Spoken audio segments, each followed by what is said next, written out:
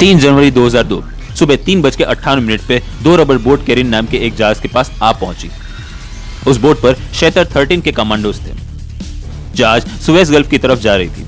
शैतर 13 के कमांडोज ने बोट पर से क्लाइंब करके जहाज पर पोजीशन सेट किया। चंद मिनटों में हेलीकॉप्टर जहाज के पास पहुंची जिसमें एडिशनल कमांडोज थे और लोकेशन पर पहुंचते ही तुरंत जहाज पर उतर गए। शैतर 13 के कमांडोज एक ऐसे मिशन को अंजाम देने वाले थे जिसका परिणाम सफल या असफल भी हो सकता था। इस ऑपरेशन को डिजाइन किया गया सिर्फ एक अनुमान द्वारा। इजराइल डिफेंस फोर्सेस को मोसाद द्वारा टिप मिली थी कि केरिन शिप में करोड़ों के हथियार मौजूद हैं जिसे गाजा पहुंचाया जा रहा था। इस ऑपरेशन में बोइंग 707 हवाई विमान को कमांड स्टेशन के लिए इस्तेमाल किया गया, जिसमें IDF chief of staff Shaul Mofaz, navy commander Yedidia Yaari और सीनियर ऑफिसर्स मौजूद थे। ऑपरेशन कमांडर्स के लिए चिंता का विषय था समुद्री तूफान। समुद्र की 10 फीट ऊंची लहरें और 40 माइल प्रति घंटे रफ्तार की हवाएं समस्या को बढ़ावा दे रही थी। केरिन शिप अपने निर्धारित स्थान पर पहुंचे उससे पहले यह बात की पुष्टि कर लेना जरूरी था कि शिप में हथियार है या नहीं। अगर हथियार है तो शिप तुरंत अपने कंट्रोल में लेना होगा। क्या शैतर 13 के कमांडोज इस तूफानी वातावरण में इजराइल को आने वाले तूफान से बचा पाएगी? जानने के लिए बने रहिए एपिसोड ऑपरेशन नोहास आर्क में।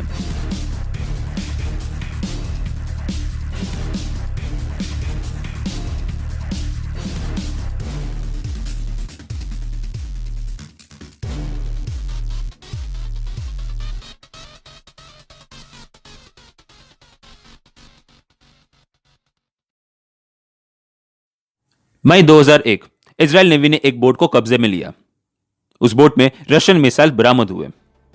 मिसाइल को लेबनान में हिजबुल्लाह से गाजा में भेजा जा रहा था। मिसाइल का उपयोग होने वाला था इजरायली एयरफोर्स लड़ाकू विमान पर हमला करने के लिए। फिलिस्तीन आतंकवादियों द्वारा ऐसे प्लानिंग पर इजरायली सरकार यह समझ चुकी थी कि यासिर अराफात बाहर से इजरायली फिलिस्तीन में मैत्री एवं शांति संबंध की बातें करते हैं, परंतु अंदर ही अंदर आतंकी वारदातों को अंजाम देते हैं।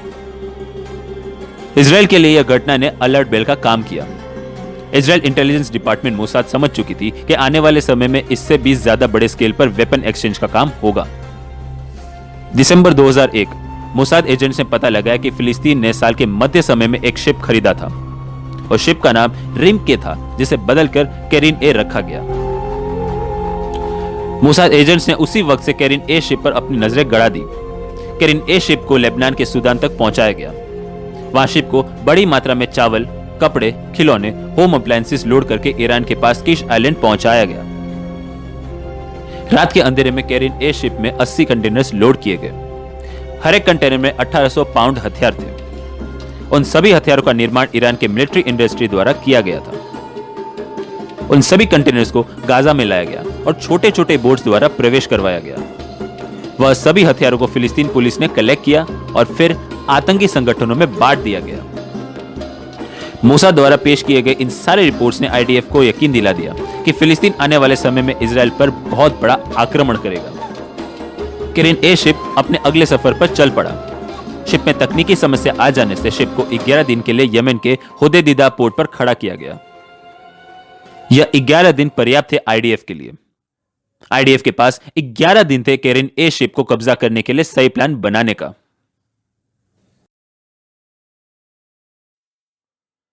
केरिन ए शिप पर होने वाले ऑपरेशन की जिम्मेदारी इजराइल के नेवी के वाइस एडमिरल एरी मेरोम को मिली। एरी मेरोम को अक्सर लोग चीने के नाम से बुलाते थे। 47 साल के इस काबिल ऑफिसर की कहानी शुरू होती है द्वितीय विश्व युद्ध से। जर्मनी पर नाजी की हुकूमत शुरू हुई। एली के पिता, जो उस वक्त जर्मनी में रह रहे थे, उन्हें आने वाले वक्त के संकट का अंदाजा हो गया। यहूदियों पर हो रहे अत्याचार उनके मन को भयभीत कर दिया। वह जैसे तैसे तुरंत जर्मनी छोड़ के चाइना आ पहुंचे। वहां उन्होंने चैली नाम की महिला से विवाह किया। चैली की माता एक रशियन जू थी और पिता चाइनीज थे। कुछ दिनों बाद दोनों पति पत्नी इजराइल में आकर बस गए। चैली ने अपना नाम बदल के लेह रखा। 13 नवंबर 1955 एली का जन्म हुआ। एली का चेहरा अपने माता से हूबहू मिलता था। एली की आंखें बिल्कुल आम जूस से अलग थी। इजरायली नेवी में उन्होंने काफी तरक्की भी की। उनकी आंखों को देख ऑफिसर्स ने उनका नाम चिने रखा। अक्सर लोग उन्हें इजरायली चाइनीज एडमिरल कह के भी बुलाते थे। केरिन ए शिप पर होने वाले ऑपरेशन के लिए IDF chief of staff Shaul Mofaz के ऑफिस में मीटिंग हुई। इस मीटिंग में वाइस एडमिरल एरी मेरोम के साथ इंटेलिजेंस पर्सनल, एयरफोर्स ऑफिसर्स और शेता 13 के कमांडर्स भी मौजूद थे। एली मेरोम ने इस मिशन का नाम ऑपरेशन नोहास आर्क रखा। सभी ऑफिसर्स को मैप देकर मिशन के प्लानिंग के बारे में समझाया गया। आईडीएफ चीफ शॉल मोफाज ने इंटेलिजेंस रिपोर्ट को ध्यान से देखकर सवाल पूछा कि क्या शिप में पक्का हथियार होगा? क्या इससे पहले सिनाई और अरेबियन पेनिनसुला के बीच स्थित तेहरान गए हैं? उन दोनों सवाल के जवाब में एली ने हाँ कहा। आखिर सवाल जो सबसे महत्वपूर्ण था और वह यह था कि क्या उनके टीम ने कभी शिप चलाई है? इस सवाल का सरकास्टिक तरह से जवाब देते हुए एली मेरोन ने कहा कि अगर इंजन स्टार्ट करना आ जाए तो काम हो जाएगा। इस मजाक के जवाब को आईडीएफ चीफ समझ गए और इस मिशन के खतरा उठाने से साफ साफ मना कर दिया। एली ऑपरेशन का लेआउट लेके प्राइम मिनिस्टर एरियल शेरोन के घर पहुंचे और ऑपरेशन के प्लानिंग के बारे में बताया। एरियल शेरोन को लेआउट पसंद आया, परंतु उन्होंने ऑपरेशन को एग्जीक्यूट कर रहे कमांडोज और हेलीकॉप्टर पायलट के कोऑर्डिनेशन पर जोर डाला। हेलीकॉप्टर से शिप पर पहुंचना थोड़ा मुश्किल होगा। इसके बाद ऑपरेशन को ग्रीन सिग्नल मिल गया। इस मिशन में शिप के अंदर लगे बॉबी ट्रैप्स थे और उसके बाद फिलिस्तीन फाइटर्स की मौजूदगी। ऐसे कई सारे सवाल जिनकी तैयारी टीम को सुनिश्चित करनी होगी। शेता 13 के कमांडोज ने ऑपरेशन की प्रैक्टिस की। 2 हेलीकॉप्टर से कमांडोज ने शिप पर लैंड किया और बाकी की कार्रवाई की। आईडीएफ चीफ इस एक्सरसाइज से काफी संतुष्ट हुए और अपनी तरफ से मिशन एग्जीक्यूशन में हामी भरी। 1 जनवरी 2002 आईडीएफ चीफ को इंफॉर्मेशन मिली कि केरिन ए शिप की पहचान हो गई। Karine A ship Saudi Arabia में स्थित नॉर्थ जेडा में पाई गई, जो ऑपरेशनल एरिया से 400 मील दूर था।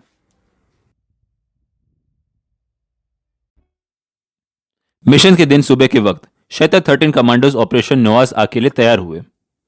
वाइस एडमिरल एरी मेरोम अपनी टीम के साथ बोट पर सवार हो गए, तो दूसरी तरफ शेता 13 कमांडर रैम रोटनबर्ग टीम के साथ हेलीकॉप्टर पर और आईडीएफ चीफ शॉल मोफाज कुछ ऑफिसर्स के साथ स्पेशल बोइंग 707 हवाई विमान पर सवार होकर रेड सी की तरफ चल दिए। 3 जनवरी 2002 की आधी रात शेता 13 कमांडोज केरिन ए शिप की तलाश में थे। इजरायली एयरफोर्स की पेट्रोलिंग प्लेन को शिप ढूंढने में समस्या हो रही थी, क्योंकि ठंड रात में चारों तरफ कोहरा था, जिससे विजिबिलिटी की समस्या ज्यादा थी। मिशन को सुबह 4:15 को पूरा करना था। काफी वक्त बीत चुका था, परंतु शिप का कोई नामो निशान नहीं। सभी कमांडोज यह बात मान चुके थे कि शिप उनके हाथ नहीं लगेगी। करीब 4.5 मील आगे बढ़ने के बाद शैतान इंटेलिजेंस ऑफिसर को शिप की झलक दिखी।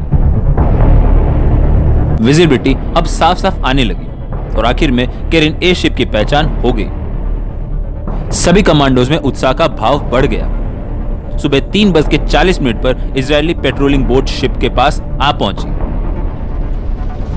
बोइंग 707 विमान में बैठे सभी ऑफिसर्स का ध्यान मॉनिटर पर था। सभी ऑफिसर्स को कमांडोज के मूवमेंट किसी हॉलीवुड थ्रिलर की तरह लग रहे थे। हेलीकॉप्टर से सभी कमांडो शिप पर आ पहुंचे, तो दूसरी तरफ एली अपनी टीम के साथ शिप के अलग अलग कोनों पर पोजीशन सेट करने लगे। शिप पर कमांडोज के कार्रवाई ने मौजूदा 13 क्रू मेंबर्स को हक्का बक्का कर दिया, जिसमें ज्यादातर लोग सो रहे थे। करीब 7 मिनट में शिप को कमांडोज ने सीज कर लिया। ऑपरेशन का पहला चरण सफल हुआ। कमांडोज ने शिप पर पोजीशन सेट कर लिया और साथ ही साथ इस बात की पुष्टि भी हो गई कि शिप में कोई भी हिस्सा बॉबी ट्रैप से लेस नहीं था। साथ ही साथ क्रू मेंबर्स के पास कोई भी हथियार न थे। शेता 13 कमांडर रैम रोटनबर्ग की टीम ने ऑपरेशन के दूसरे चरण को अंजाम देने का काम शुरू कर दिया। कुछ समय जा चुका था, लेकिन किसी भी प्रकार का वेपन हाथ न लगा।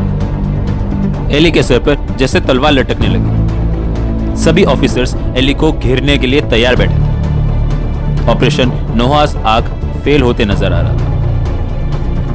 एली के ऑर्डर पर शिप कैप्टन उमर अकाबी को घसीट कर लाया गया। उमर अकाबी फिलिस्तीन ट्रांसपोर्टेशन मिनिस्ट्री में काम कर चुका था। शैतत के कमांडोज ने उस पर कोई भी दया नहीं की और हार्श इंटेरोगेशन करना शुरू कर दिया। डर से डगमगाते हुए उमर अकाबी ने हथियारों की जगह बता दी। सारे हथियार शिप के आगे के हिस्से पर था। कमांडोज दौड़ते हुए वहां पहुंचे। वहां का नजारा देख सभी कमांडोज जैसे हंस दिए।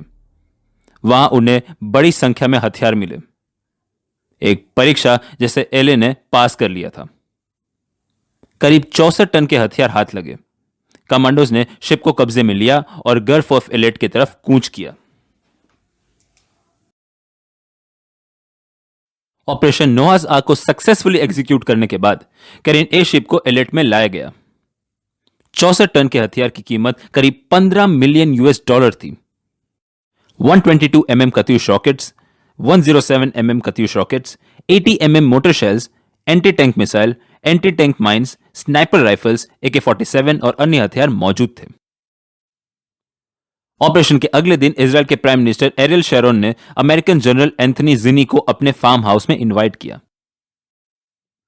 मीटिंग के अंत में एरियल शेरोन ने जनरल से सरकास्टिक तरीके से यासिर अराफात को संदेश भेजने के लिए कहा कि हथियारों की चिंता ना करें, सारे हथियार और कैरिन ए शिप अब इजराइल के हाथ में है। कुछ ही दिनों में ऑपरेशन नोआज आर्क की खबरें दुनिया भर में फैल चुकी थी। यूनाइटेड स्टेट्स ने फिलिस्तीन के साथ बायलैटरल रिलेशन के मामले में दूरी बनाना शुरू कर दिया। प्रेसिडेंट जॉर्ज बुश का यासिर अराफात के प्रति क्रोध 7वें आसमान तक पहुंच गया। इजराइल और यूएसए ने फिलिस्तीन के वेपन सप्लाई के पीछे हिजबुल्लाह का हाथ बताया। 3 हिजबुल्लाह मेंबर्स की जॉर्डन में धरपकड़ हुई। उस वक्त वे इलीगली फिलिस्तीन को कत्यूश रॉकेट सप्लाई कर रहे थे। यूएसए गवर्नमेंट ने सेक्रेटरी आईडीएफ को यासिर अराफात के अड्डों पर रेड करने की हामी भरी। इसके बाद आईडीएफ ने यासिर अराफात के खिलाफ एक मिशन को अंजाम दिया जिसका कोड नेम था ऑपरेशन डिफेंसिव शील्ड। तो दोस्तों, यह कहानी थी ऑपरेशन नोआज आर्क की, जिसे मोसाद और शतत 13 ने सक्सेसफुली एग्जीक्यूट किया बिना एक भी गोली चलाए। मिलते हैं अगले वीडियो में साहस और असाधारण वीरता की खोज में। तब तक के लिए जय हिंद, वंदे मातरम।